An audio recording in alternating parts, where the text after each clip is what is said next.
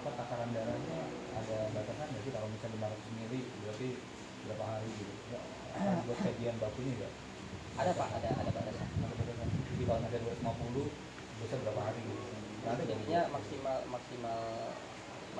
sebetulnya kita keluar darah itu kalau orang sehat mengikuti umur darah itu maksimalnya nanti istilahnya sebetulnya masuk lagi ke hitungan volume darahnya dia. Ininya untuk orang normal itu sekitar 450 satu kali umur darah ya, 120 hari untuk orang yang sehat. Untuk orang yang sehat. Kalaupun yang sakit nanti kita bisa diatur sedemikian rupa. Dan kalau yang sering itu kalau yang 2 minggu sekali itu saya seringnya merekomendasikan 2 minggu sekali khusus untuk kasus-kasus darah tinggi yang terlalu over, yang terlalu hipertensi. Itu diambil di tangan. Karena di sini nggak pernah ada. Di leher ada Mas? Ada. Di leher ada. Di leher ada, di sini ada, di sini ada, di belakang ada, di sini ada. Bahkan di punggung ada. Cuma susah nyarinya Pak. Nah itu masalahnya. Kan harus diraba-raba sama yang iya. Apa berdenyut? Enggak berdenyut kayak enggak berdenyut. Dia pakai pena. Bapak tadi terakhir datangnya ya?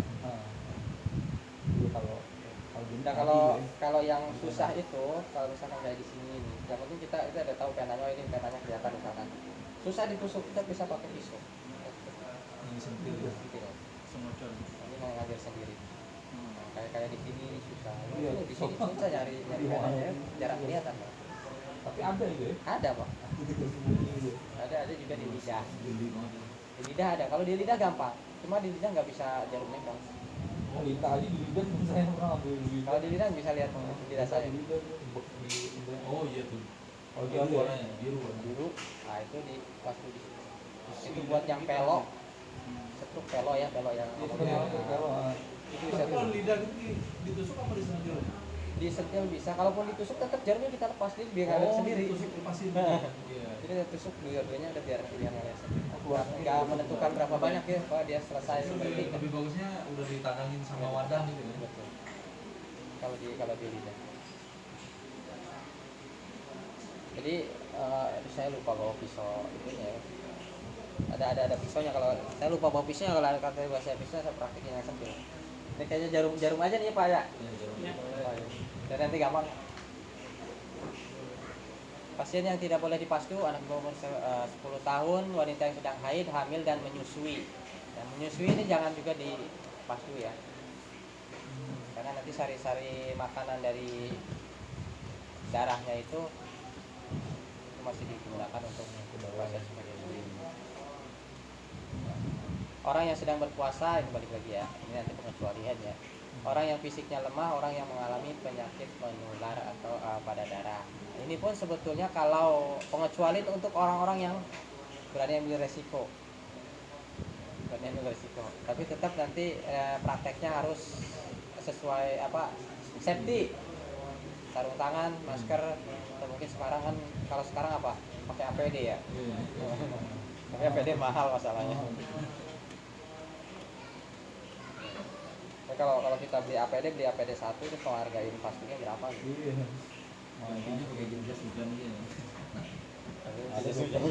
Ada dokter pakai jas hujan waktu itu pertama kali yang pertama tapi pakai jas hujan. tapi meninggal lagi ketularan. Masih ingat ya kejunan yang pertama itu. Nah, ini ciri-ciri pasien yang akan pingsan saat di terapi pasdu. Ciri-cirinya. Sebentar Pak, ada yang Arjen. Reaksi orang mau pingsan kayak gini. Nah ini bisa dibaca dulu dengan Banyak muat ya. Keringetnya dingin. Diajak ngomong. Darahnya udah hilang. Kalau kurang tidur nggak bisa ya? kurang tidur bisa, tapi nanti lihat dulu. Kalau kurang tidur, karena ada beberapa orang kurang tidur pun Atau susah tidur gitu. susah tidur di pasdu bagus malah. Bisa tidur nanti.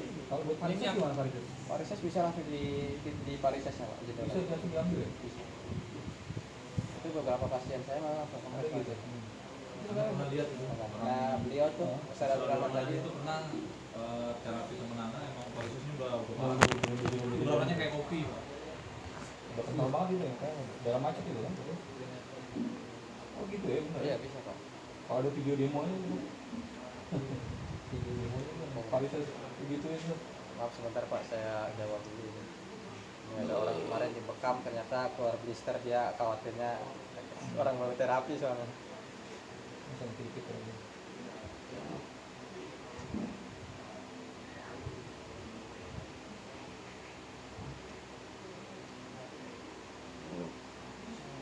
Jalannya cepat gitu ya. Itu kayak kopi lah. Emang nanti dia yang sembuhnya gimana sembuhnya? Kalau misalnya Cuma dia nggak boleh olahraga selama 2 bulan itu dia nggak boleh. Oh 2 bulan berarti. Dia harus istirahat dulu. Oh biar Biar dia nutup ya. redam dulu. Ini banyak menguap, wajah pucat, berkeringat, lemas, mual. Banyak menguap. Jadi kalau misal kadang ada pasien itu nggak ngomong, jadi kita bisa lihat ciri-ciri ini. Kalau udah keringetan banyak, lebih baik dicabut. Kalau dipaksain biasanya nanti lama-lama dia udah mual muntah, terus lama-lama bisa pusing, terus pingsan. Nah, wajah pucat kalau ini udah pasti kelihatan banget. Biar bisa lihat di bibir. Banyak menguap, lemas, mual. Yang paling sering ini di pucat sama di mual. Di pucat sama di mual. Biasanya kalau udah mual, karena saya kalau misalkan menterapi pasdu pasien itu, yang saya tanya pusing nggak, mual nggak? Pusing sama mual. Pusing sama mual. Karena mual sama pusing ini kadang orang ditahan, Pak. Orang ditahan. Tapi kalau udah keluar suaranya, itu biasanya udah mulai itu. Kalau udah nggak bisa nahan tuh mualnya, udah tinggal nunggu lemes, bisa. Nah ini ada kasusnya, saya pernah pucat enggak, tapi ini udah agak mual, cuma ditahan. Dia bilang udah Pak, terusin aja Pak, walau biar agak mual. Tuh kan, terusin aja, saya terusin. Enggak lamanya udah oleng, untungnya nggak sampai hilang saudaranya, nggak sampai pingsan, nggak oleng aja. Hampir jatuh ya, kita diselesaikan. Nah kalau misalkan kasusnya nanti kayak gitu, bisa kita nanti bikinin air madu, kita minum. Insya Allah langsung segar. Dan nggak usah diulang lagi, kalau sama-sama. Nggak usah diterusin. Nggak usah diterusin pastunya. Jadi kalau udah ini udah selesaikan aja dulu. Nanti kalau misalnya ngomong masih kurang, nggak ini udah beberapa hari aja sudah tahu. Biar kondisinya fit dulu. Nah ini sama. Ini kenapa pasien pingsan saat dipastu? Salah satunya fobia jarum dan darah. Ada orangnya sehat, dia nggak pusing, nggak apa, tapi pas ditusuk pingsan. Nah ini bisa jadi takut jarah sama jarum. Tapi saya ada punya pasien, dia takut darah, dia takut jarum. Kalau dipastu keringetan, tapi karena pengen sehatnya, dia beraniin pastu. Dan nggak pernah pingsan. Tapi itu muter terus selama dipastu, keringatnya sampai baju itu kelihatan basah banget. Sama lebih baik dihindari, karena takutnya nanti dia pingsan. Perut kosong, ini sama kayak bekam. Kalau perut kosong jangan dipastu, akibatnya nanti muntah, pingsan. Sama kayak bekam ya. Tapi kalau perbedaan dengan bekam ini lebih cepat dibandingkan dengan bekam. Kalau dipastu, mual sama pingsan. Terlalu capek, misalkan kuli di pasar habis manggul-manggul, terus dia pengen langsung dipastu, ini jangan. Ini biasanya juga sama, bisa pingsan. Begadang semalaman full, dia nggak tidur. Bukan karena insomnia ya, bukan karena nggak bisa tidur, karena memang dia sengaja begadang. Karena orang-orang yang insomnia biasanya dia badannya udah kebal. Karena udah biasa nggak tidur, susah tidur, gitu udah kebal. Malah itu bagus di pastu. Ini kalau tidurnya bisa pules. Memiliki mah kronis atau penyakit lambung atau gangguan jin. Nah ini yang tadi saya ceritain di awal nih, dia pingsan lama banget nggak sadarnya ternyata dia ada gangguan jin. Nah ini mah kronis penyakit lambung, ini tandanya udah jelas kalau ini pasti akan selalu diikuti tanda mual.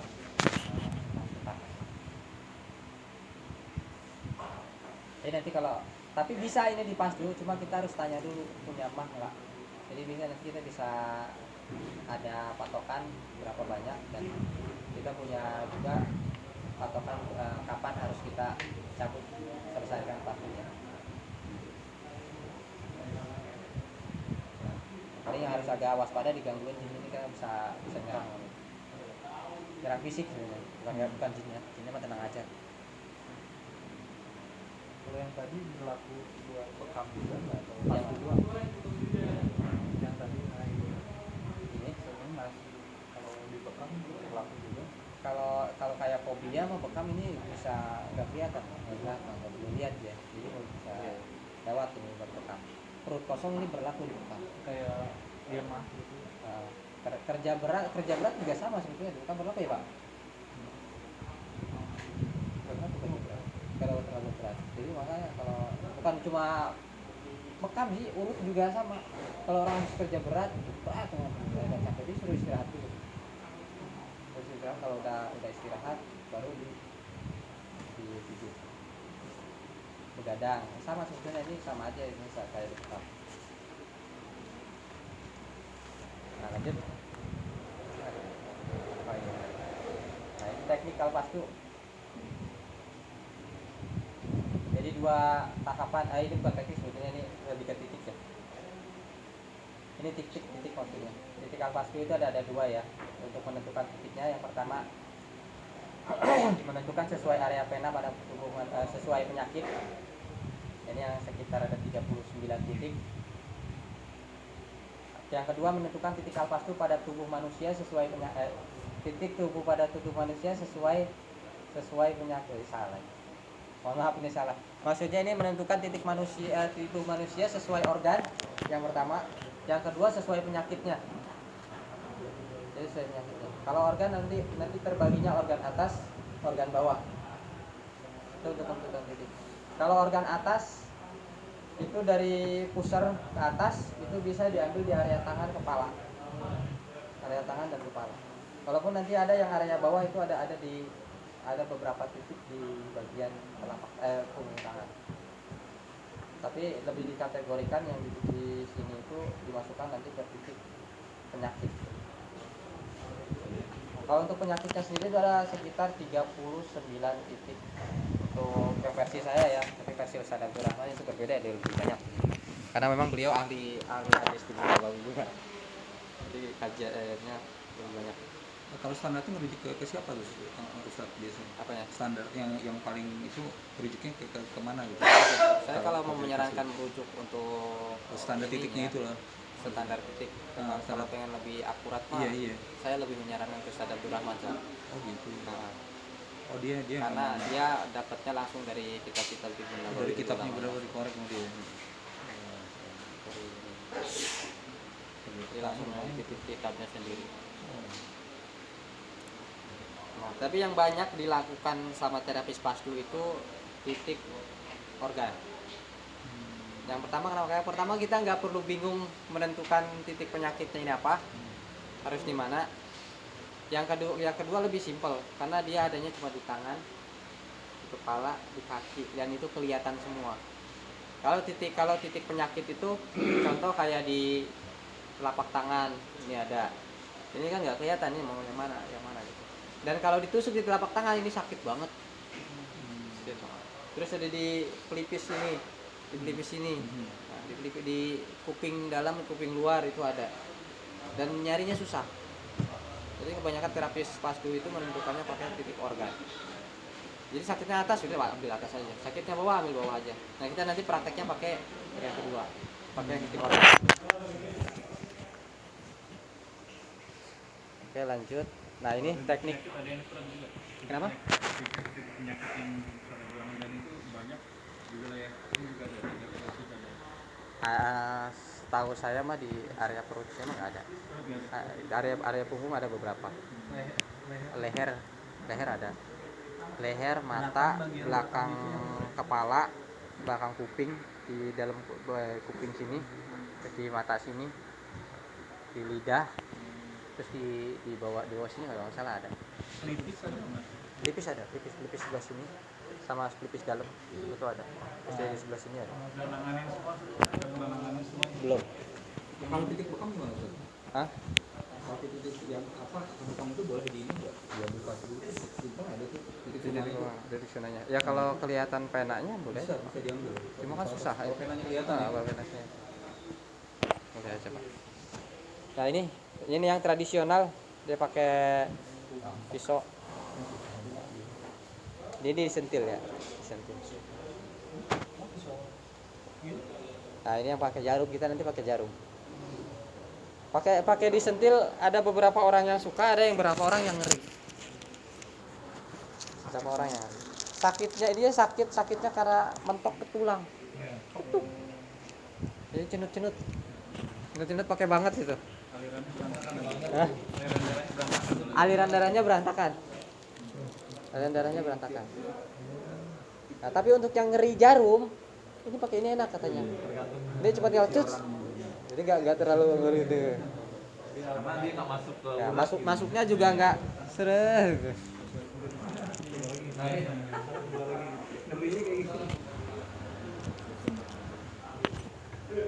Nah ini cuma yang ini berpotensi bengkaknya. Berpotensi bengkak. Bengkaknya kenapa? Karena bengkaknya dia biasanya bisa nembus ke dinding pena bagian dalam. Jadi ada darah yang ngalir ke bagian dalam kulit. Dia rasanya nggak bengkak dan biru. Ini lebih riskan, lebih riskan bengkak. Tapi kalau yang udah ahli biasanya jarang bengkak. Dia tahu takaran kencang nyetil. Nah. Bukannya pakai bius apa biar nggak Anestesi. ya atau gimana? Atau langsung Boleh. Tapi kalau pakai anestesi luar itu nggak ngaruh, Pak. Nggak ngaruh karena nanti yang ketusuk itu bagian dalam. Bagian luar oke, bagian luar nggak terlalu berasa, tapi ke dalam tetap tus. kayak disuntik lagi ya? Kayak disuntik kan Iya, itu kan disuntik pakai. Tetap berasa kan? Ah, kayak berasa. Itu anestesi itu. Bukan anestesi, bukan alkohol. bukan. Itu di anestesi. Ada kalau siapa? Tabib Mustafa itu beliau pakai yang cairan kalau disemprot dingin tuh. Bahkan kalau bulunya aja bisa kayak jadi es. Itu pun nggak ngaruh. Tetap aja sakit. Nah, saya pernah nyobain, sakit juga ternyata nyampe dalam. Itu sakit. Tapi nanti ya bebas sih, bebas bapak-bapak nanti mau pakai anestesi nggak masalah, nggak mau pakai anestesi nggak masalah. Karena sama-sama sakit. Tapi memang pakai anestesi paling di awal pas nyentuh jarum itu agak sedikit berkurang. Tapi kalau udah sampai dalam tetap aja rasanya sama. Apalagi pas nusuk kita nggak kena penanya, tapi ototnya yang ketusuk. Nah itu tetap sakit. Itu jadi masalah. Jadi mau pakai anestesi kayak apa ototnya kena mah sakit-sakit juga. Jadi trauma. Iya, banyak trauma. Saya pernah buat dioperasi. Tadi itu, aduh udah kayak nyari apa? Sekarang kacau. Aduh, ampun gitu. Oke, lanjut ya. Nah, ini yang pakai jarum. Nah, pakai jarum kelebihannya pakai jarum yang pertama lebih steril. Yang pakai pisau pun sekarang bisa kita buat steril, bisa pakai pisau bisturi yang sekali pakai. Sekali pakai buang. Tapi dia lukanya itu nggak terlalu lebar. Jadi kadang suka cepat nutup.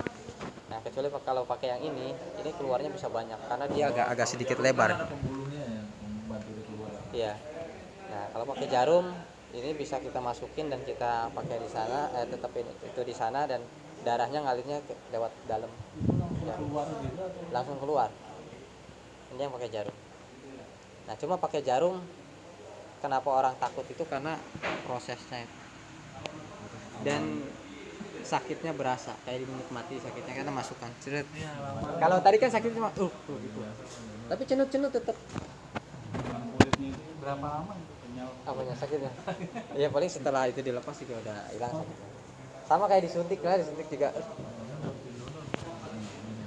Dan ini lebih steril. Keramik kayak yang Di mana? colokin terus.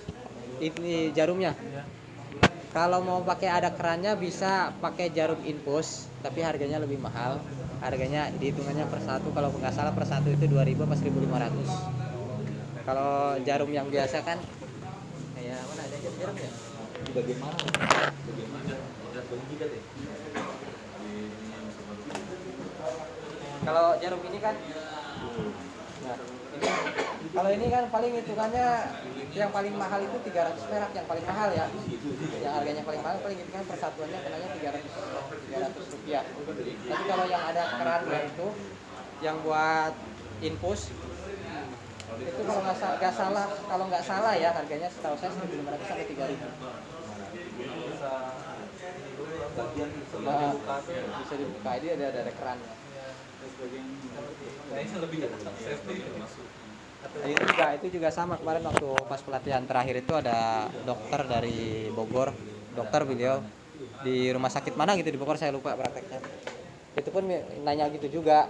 Saya ya monggo so kalau antum mah ya dananya adalah buat beli itu ke rumah sakit bisa dokter gitu nanti ke pasien juga Pak harganya sekian ratus ribu pasien katanya nggak mikir kalau dokter kata. Jadi katanya lebih baik pakai yang jarum infus kan nanti ada ininya udah gitu nanti kan yang diem di pena itu kan jarum yang plastik yang jarum besinya mah kita lepas. Nah, kalau yang lebih lengkap Iya jarum infus. kalau saya dulu pernah di kateter. Kateter juga lagi soalnya masih dulu dah. Iya bapak kateter Ya bapak. Allah, ampun. Berasa begini. Oke lanjut ya. Nah ini salah satu titik ya di pergelangan tangan. Ini lebih ke titik organ ya untuk orang atas. Paru, hati, jantung, kolesterol, darah tinggi. Ya adanya di sini. Dia sejajar jempol. Ini di sini nih biasanya. Ini ada pena. Itu di sana. Nggak ada denyut. Pena itu nggak ada denyutnya. Nah lanjut. Nah ini di pergelangan tangan. Di pergelangan tangan. Iya, dia kan sariman banget dengan disaring banget. Nah ini ada gambar ini gambar titik sekitar 29 atau 29 titik yang ini cuma agak buram ya. Kalau titik bekam kan sudah banyak jual ya. Kalau Ustaz ya. Akhirnya brosur ya. Kalau pasti belum ada ya. Titik pasti jarang pak. Ini jarang ya. Belum ada yang buat ya. Bekam banyak tuh kita yang nggak dapat yang Python ya. Nah, ini ya. Belum ada yang Nah ini dari titik-titiknya nanti bisa diinin lah. Ini titik-titik nomor 1, terus nomor 2, nomor 3, nomor 4 di lidah. Nah ini ada di sini yang untuk fungsinya. Ini fungsi nomor 1 mengobati sakit kepala. Ini untuk ini titik-titik sesuai penyakit ya. Karena udah ada di sini di sekalian.